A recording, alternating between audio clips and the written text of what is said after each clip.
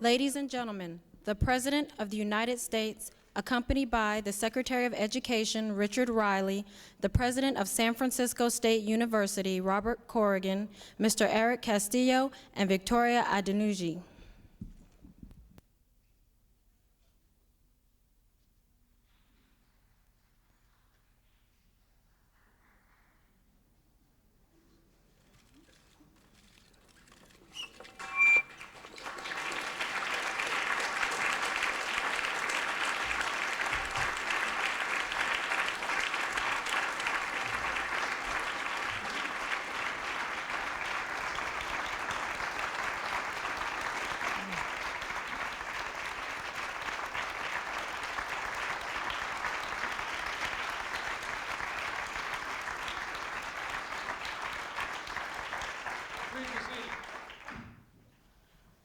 Good afternoon to everyone. We're really here for what I think will be a treat today.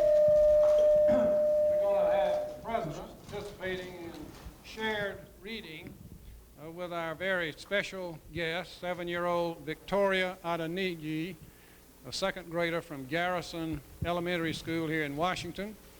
And then to start it off and to tell us more about shared reading and other ways to help young people learn to read, let me introduce you to Eric Castillo, a sophomore at Georgetown University from Miami, Florida. Eric? Thank you, Secretary Riley. My name is Eric Castillo. I'm a sophomore at Georgetown University. I'm a work-study tutor with DC Reads. That's a program in the district that links work-study students and community volunteers with students who need tutors. I got involved in DC Reads because it's a great opportunity to make a difference in the education of young children. And in the program, I'm helping these children learn how to read well and independently by the end of the 3rd grade. Now, all the tutors in DC Reads receive intensive training so we can learn how to best help the children with their reading. And the tutoring sessions involved shared, coached reading, working with phonics, learning new vocabulary, and of course, learning how to write. One of the beneficiaries of DC Reads has been Victoria Adenuji. She's a 2nd grade student at Garrison. And even though I know she would like to read with me today, I'm sure she would prefer to read with the President of the United States. And what they'll be doing is something we've learned in training, and it's called share reading. Victoria and the President will take turns reading from The Carrot Seed by Ruth Krause. Victoria. You ready? Okay.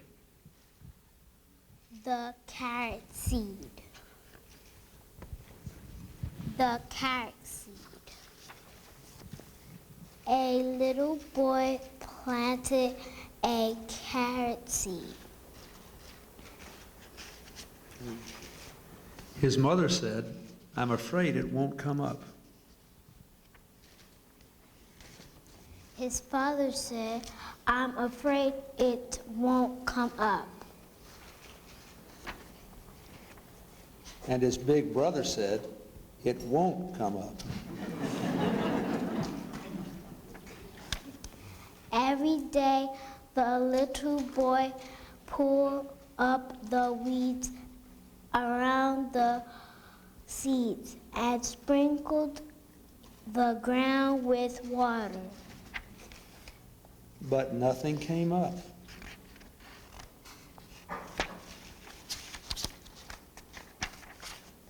And nothing came up. Everyone kept saying it wouldn't come up. But he still put up the weeds around it every day and sprinkled the ground with water. And then, one day, a carrot came up. You want to read that with me? Okay, go. Just as the little boy had known it would. Good job, Victoria.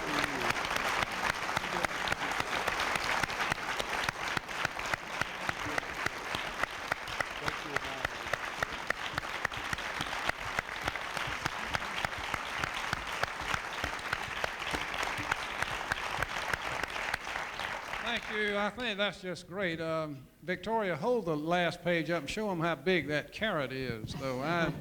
That's just grand, and I thank Victoria, and I thank the President. That's some carrot.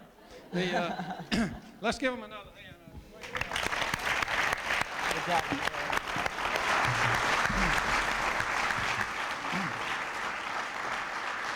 I want to thank all of you for coming to this very special reading event, America Reads. It's a real honor to have so many of our America's college and university presidents who are here, as well as so many distinguished members of the higher education community. We're pleased to have many other college work-study students with us. They are paired with Victoria's classmates from Garrison Elementary School, and we're also pleased to have parents and teachers from Garrison here as well. I want to recognize distinguished members of the U.S. Congress who have joined us. Senator Ted Kennedy, I understand, Senator, that you have a great majority of your colleges and universities in Massachusetts, and that you took a personal role in that. As always, you're a leader in it.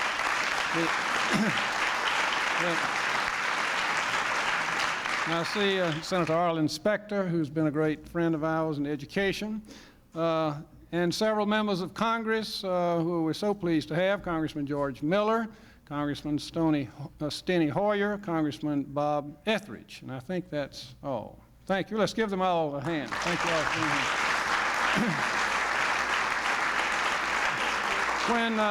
When the President first announced the America Reads Challenge, he said we ought to commit ourselves as a country to making sure that every 8-year-old in America will be able to pick up an appropriate book and say, I can read this all by myself.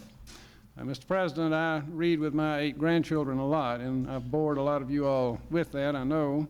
But I can tell you that my granddaughter, who is in the 3rd grade over in Maryland, Steny, and when I picked up a book the other day and started reading to her, she pulled it from me just like she was quoting the President, and she said, Granddaddy, I can read it all by myself. Now that's progress when you reach that. America Reads will help our nation's children to discover the joy of independent reading. And it will encourage parents to help their children learn to read. It will train and organize volunteer reading tutors across the nation to support the work of teachers and parents. And it will enlist the aid of federal work-study students like Eric and his colleagues today. I want to pay special recognition today to Gene Sperling, the director of the NEC. Gene really was instrumental in developing this very good idea of connecting work-study with America Reads, and it's been a very, very successful effort. Recently, our wonderful America Reads director, Carol Rasco, who of course was here in the White House for several years, visited with Marshall Elementary School in San Diego, California, where students speak 15 languages. The school has 12 federal work-study reading tutors. The principal of that school hugged Carol the other day and said to her, please thank President Clinton for these work-study students and tell him how much they mean to our children. She went on to say the teachers are just thrilled to have them. I think that says a lot. Carol also reports that the college students are also excited because they never really dreamed that they could help a child in such an important way. Now, all of the college and university presidents with us today have responded to President Clinton's challenge to commit a significant number of their new federal work-study slots to America Reads, and I thank you all for your leadership. And to tell us more about this initiative, I would like to introduce the chairman of the Steering Committee of College Presidents for America Reads, President Bob Corrigan, who has done so much in this effort. Bob, of course, is San Francisco State University president, President Corrigan.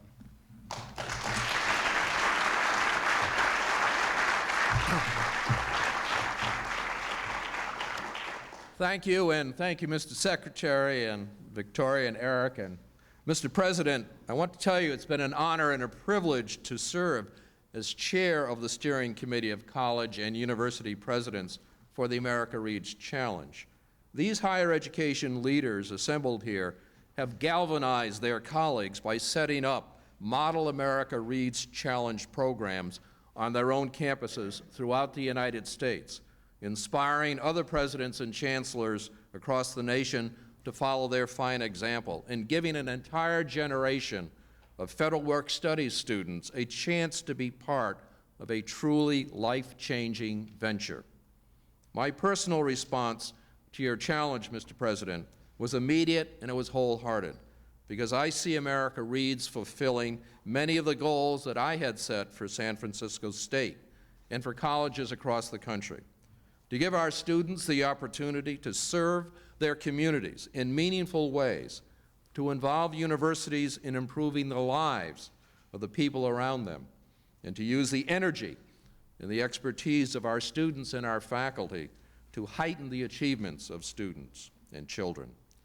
A few days ago, I was privileged to join with Carol Rasco in a visit to 2 elementary schools in San Francisco to observe America Reads tutors at work. And that morning, I saw the promise of America Reads come alive. I talked to my students from San Francisco State, the tutors who were there, as they tutored their young charges, and was inspired by their enthusiasm, their dedication to children, those with whom they were working. I also saw the shining eyes of the children when they talked about those tutors. The teachers and the principals of both schools were ebullient when I asked them about the tutors and about America Reads. This splendidly ambitious program can work, is already working, and it can change the lives of a generation of children. America Reads has really taken hold at San Francisco State. We have dedicated 100% of the additional federal work study funds that we received to the America Reads program. We have now placed 65 student tutors in 12 elementary schools, have added in the services of 12 AmeriCorps Vistas, and are involving the faculty and staff of our College of Education who have developed the tutor training curriculum and are teaching, supervising, and evaluating the program. And I am pleased to report that as of today, nearly 800 colleges across the country have developed their programs in similar ways, with more continuing to come on board literally on a daily basis. But many of the colleges and universities that have joined the challenge do not have necessarily the same resources and expertise that we have at San Francisco State, that my colleagues who join me here may have at their campuses. And in order to ensure the high quality and the sustainability of the America Reads effort, these colleges throughout the land need additional resources for training, for supervision, for transportation, for materials. The modest assistance that we can provide these colleges will be multiplied 100-fold in the classrooms of the communities. Now, from my vantage point 3,000 miles away, many of the battles in Washington look partisan, petty, and disconnected from our daily lives. But I can tell you that enacting legislation providing the resources to teach reading to young children rises above what I see as politics as usual. It can be the key to opening lives and futures for a whole generation, and our entire nation will feel the difference. Perhaps the biggest challenge for America Reads right now is here in Washington. For the sake of all those children that I saw in San Francisco last week, and the hundreds of thousands like them across the nation, I hope that that challenge will indeed be met. Now, no one shares that hope more strongly than the man that I'm about to introduce. The America Reads challenge sprang from his mind, indeed from his heart. And it is my great privilege and pleasure now to present the President of the United States, Bill Clinton.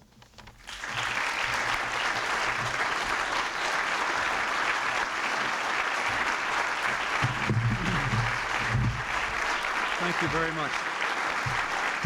Thank you. Thank you. Thank you very much. Thank you. Thank you. Thank you very much, Secretary Riley, Dr. Corrigan, Senator Kennedy, Senator Specter, Congressman Etheridge and Miller and Hoyer. And I thank the members of Congress not here in both parties who support this program. Thank you, Eric Castillo, for what you do and for representing a new generation of American college students, I believe among the most idealistic and community service-oriented young people we have ever had in the colleges and universities of this country. And a rebuke to the superficial and downright wrong characterizations that Generation X is not caring about the future of this country. And I thank you for that.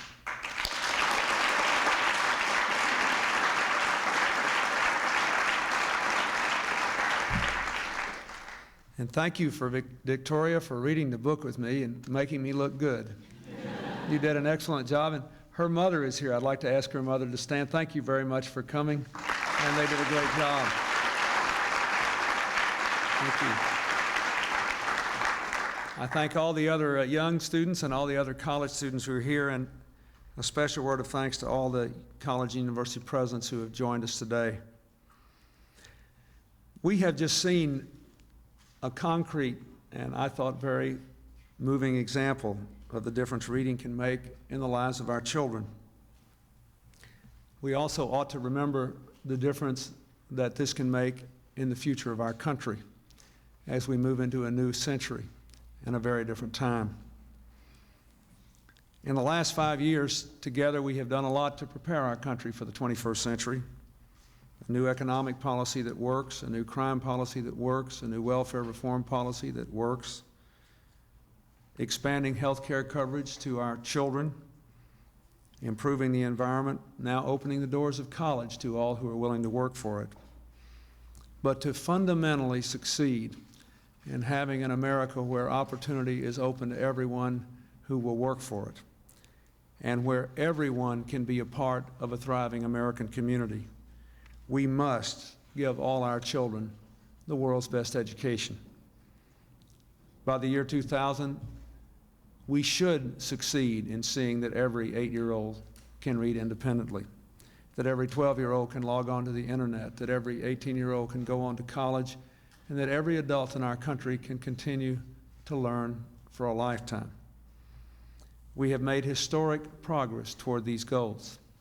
Last summer's balanced budget contained the biggest increased investment in education since 1965, the biggest increase in access to higher education since the GI Bill 50 years ago.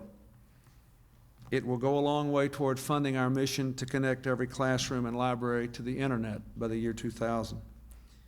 But all this progress will be limited if our children do not first master the basics. The next major step is to make sure every 8-year-old can do what Secretary Riley, grandchild, and Victoria can do. They can say, I can read this book all by myself.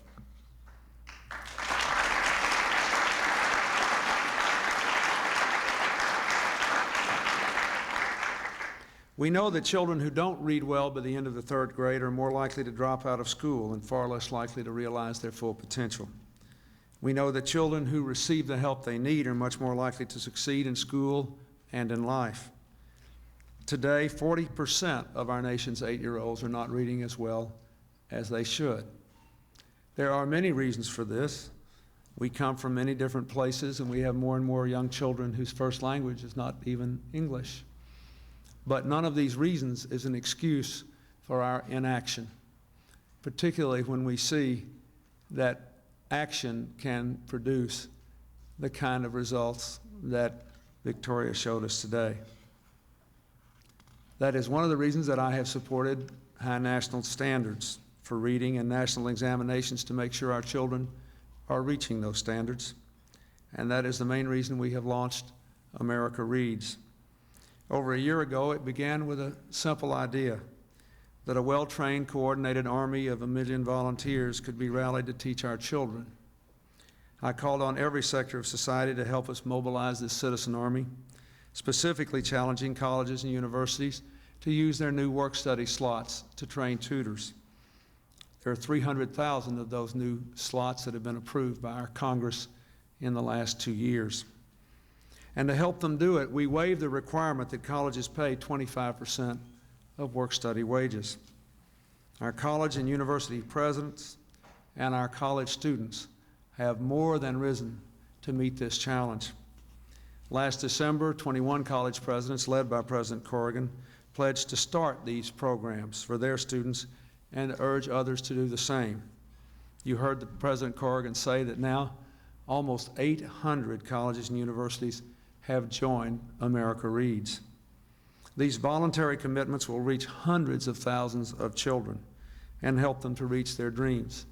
And I might say that a lot of the colleges and universities are finding that they have more people who want to participate than they have work-study slots. They even have people who want to participate who aren't eligible for work-study and just want to do it because they think it's the right thing to do. At Yale, 300 students applied for 60 work-study slots. At the University of Michigan, 400 applied for 84 slots. At Miami-Dade Community College, our nation's largest community college, more than 150 tutors have been trained and already are helping students throughout your hometown.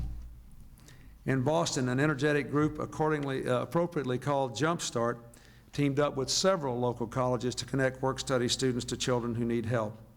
These are just a few examples. I want to join Secretary Riley and thank my longtime friend Carol Rasco for the outstanding leadership she has given this program. I thank the Department of Education, but most of all, I thank the young people of this country who are responding to the challenge. And I might say also, as we all know, the challenge is not wholly confined to our colleges and universities. I just received the quarterly report of the church that Hillary and I attend here in Washington. They have 45 members of the church involved in America Reads. This idea is catching fire in America. The interest is there, the concern is there, the commitment is there to meet our goal. And that's why it is so important for Congress to fund America Reads, as President Corrigan said. It was agreed as part of our balanced budget agreement. The proposal will pay for 25,000 reading specialists and coordinators to coordinate the tutor training and support we need to enlist, train, and put into action the entire army of America Reads volunteers to serve every child in America like Victoria and the others who are here, who are out there waiting to meet a volunteer. Also, because parents are our children's first and most important teachers, the proposal includes challenge grants to help parents do more to teach their children to read. I think that is critically important, and that is a part of the program that is in the budget. These approaches are the best things we know to do to teach our kids to read. They're already working in places like Simpson County, Kentucky, where AmeriCorps members help students jump an average of 3 grade levels in 8 months. Working in Reading, Ohio, where trained parent volunteers are helping their kindergarten-age children make 3 times the progress of children who don't get the extra help. Working in my home state of Arkansas, where the home instruction program for preschool youngsters, HIPPIES, brings parents into their children's learning process with stunning results. Working here in the District of Columbia, where this February we launched DC Reads to bring together literacy programs and local volunteer reading tutors. With America Reads, it can work all over the country for every child who needs it.